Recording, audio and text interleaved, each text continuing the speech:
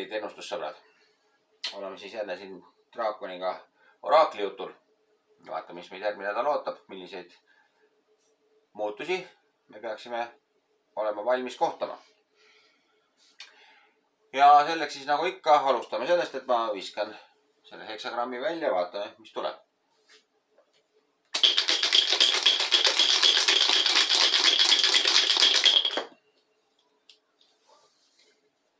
Nii, ja esimene joon on meil kohe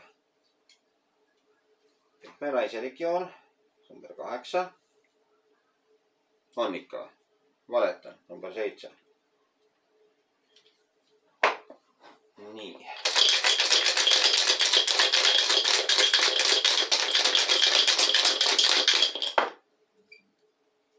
Teine on 9, see on siis muutuv tugev joon.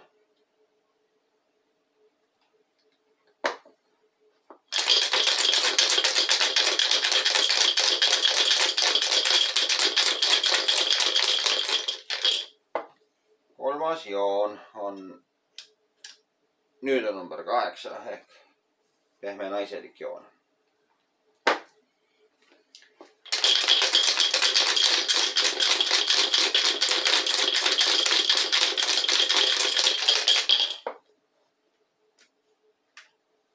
Neljas on 6 ehk siis muutuv naiselik joon. On jah.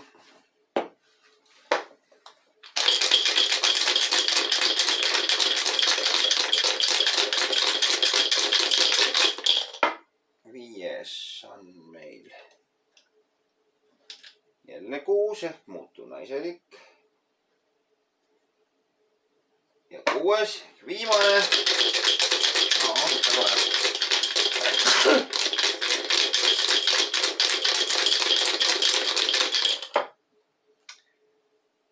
Ja see on meil 7 ehk tugev mehelik joon. Võt me siin vahepeal küsiti, üks tuttav küsis ka, et mida ma siin viskan, et mul on siin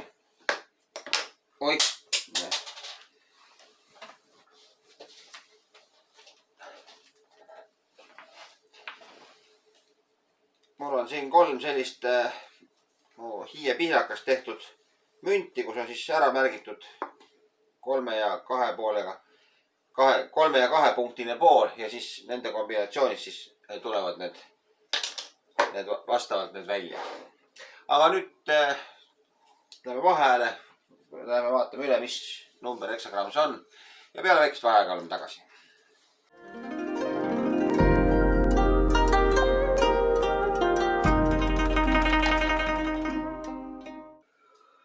Nii, tere, oleme siis tagasi ja 41 oli selle number, jah. 41 ja seotud heksagramm on 25. Ehk siis tänase heksagrammi nimetus on vähenemine. Kaotus, vähenemine, ohverdamine, kontsentreerumine, vähendama isiklikku seotust, sihtima kõrgemat eesmärki. Sa väga ilusti ütlesid selle, kuidas sa nägid selle heksagrammi sisu või tähendust. Mismoodi see vähenemine meil toimub?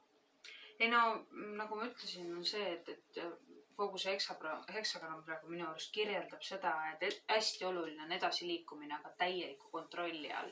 Et ta ei luba nagu, siin on kujundina, ta ütleb tohutult hästi kirjeldab seda kujundi kirjelduses, et järv on mäe all. Tark mees talitseb oma raevu ja surub alla oma ihad.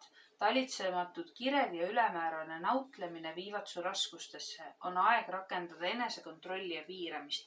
Ja põhimõtteliselt me lähme oma teed mööda edasi, me toimetame oma seda õiget asja ja samal ajal me kontrollime, et me kuskile ei lahmiks, kuskile ei läheks üle piiride. Ja seda siin ka ütleb, et on soodne, kui teil on suund, kuhu minna, et ma tean, kuhu ma lähen.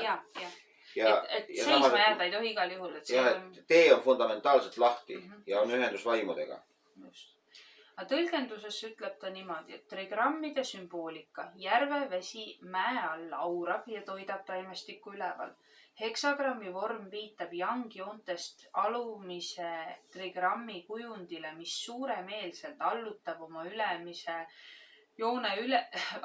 oma ülemise joone ülemise trigrammi nõrkadele yin-joontele. Mõte on vabatahtlik kaotus või loovutamine, liialduse kärpimine suurema eesmärgi nimel, mis toob tasu.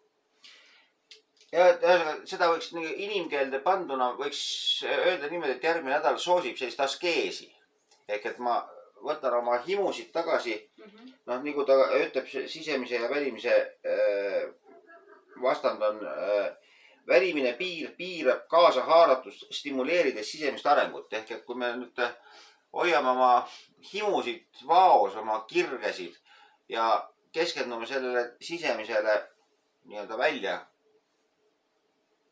paistvusele, mitte välja paistvusele, aga välja pürgimisele. Et siis see peaks nagu järgmisel nädalal olema väga, väga soodne. Ja ikkagi keskenduda siis sellele, et iseenda mitte lahmida oma himudega.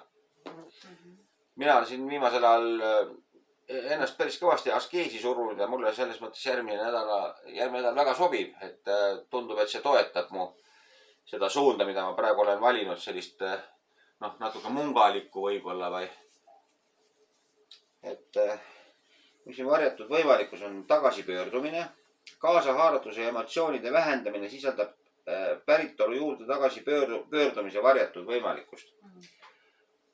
No see viitab nagu algallikale teatud mõttes, et sa saad sellele oma algpunktile pihta kõige paremini, kui sa ennast väliselt piirad. Ma pigem nagu tooksin kohe sisse selle, mis ta jube mõnusalt kirjeldab seda otsustusest. Et kui ollakse siiras, tuleb hea õnn. See, mida ta pidevalt meile jutustab. Vabanemine vigadest, püsiv kindlus ja veatus ning edenemine igal sammul, mis tehakse. Kuidas seda siirust rakendada? Ohvriks võidakse tuua 2 korvitäit vilja, kui ka muud ei ole. Kaotuse kogemus võib olla väärtuslik ja kasulik. Reageeri sellele siiruse ja optimismiga. Jah, see on nüüd päris hea õpetus ja iva siin praegu, et järgmine nädal võib ette tulla kaotusi. Aga me peaksime neist kaotustest leidma selle, mida ta meile õpetab. Ehk et see võib olla tegelikult üks suuremaid vaimseid õpetajaid, kui te kohtute mingisuguse sellise eluolukorraga, mis võtab teilt midagi ära, mis paneb teid hirmu tundma sellepärast, et te kaotasite. Täna ma muide vaatasin meie autot kui suurt vaimset õpetajat. Jaa. Aga ma loen siis selle kommentaari ka ette. See on kaotuse aeg, mis omakorda toob jälle saavutuse ja uue alguse. Oled olukorras, kus on ülitähtis kärpida oma liialdusi. Pead tegema kõik, mis vaja, et saavutada jälle tasakaal ja tervis. Selleks, et taas õigesti tegutseda. Kui oled oma eneseparanduse pingutustes siiras ja järeleandmatu, siis lõikad selle eest tasu. Parandamine võib olla isegi väike, aga sellest piisab, kui seda tehakse tões ja vaimus. Oma iseloomu muutmiseks on vaja püsivat pingutamist ja sa pead vältima enesekontrolli kaotamist. Et järgmine nädal ärge kartke kaotusi, vaid võtke neid kui elu õpetussõnu. Ja selles mõttes tingimata ei peagi tulema kaotust, lihtsalt mida ta siin nagu väga selgelt ütleb, on see, et see on võimalik, aga oma teel edasi, peatumine ei ole mõistlik. Mõistlik on ikka kogu aeg edasi liikuda. Ja kaotus võib ka olla see, kui me jätame mingisuguse priiskamise ära, me kaotame mis iganes. Praegu muidugi on aeg selline, et eks meil neid piiramisi, väliseid piiramisi tuleb, ilmselt kasvab see seoses koroonaga. Ehk et piirid lähevad järjest rohkem kinni ja meie välist seda piiratakse. Aga seda tuleks näha mitte kui mingit põrgutraagikat, vaid pigem taevakingitust, mis õpetab meid nägema sisemist ilu, kui see väline pillamine on piiratud. Nojah, aga eks me siis näeme, kuidas ma arvan, et see võiks olla päris... Ja ma muidugi tahtsin lisada ka see, et see tausta seotud kujund, et see on segaduseta. Ehk see oli see möödunud nädala ennustus, mis oli siis see enda sisemiste probleemide vallandamine, ära tabamine ja nende endast välja puhastamine. Ehk et see viib siis nüüd sellise sisemise kasvuni läbi välise piiramise, mis on huvitav jätkuvus. aga tänaseks on sellega vist on siis kõik ja on jälle järgmine nädal paika pandud. Vaatame, mis sealt tuleb, milliseid kaotusi me saame võitudeks pöörata. Ja kindlasti me saame, kui me õigesti tõlgendame. Ja teiega oli taas tore ja ärge unustage tellimast. Ja kõike head ja nägemist. Tšau, tšau.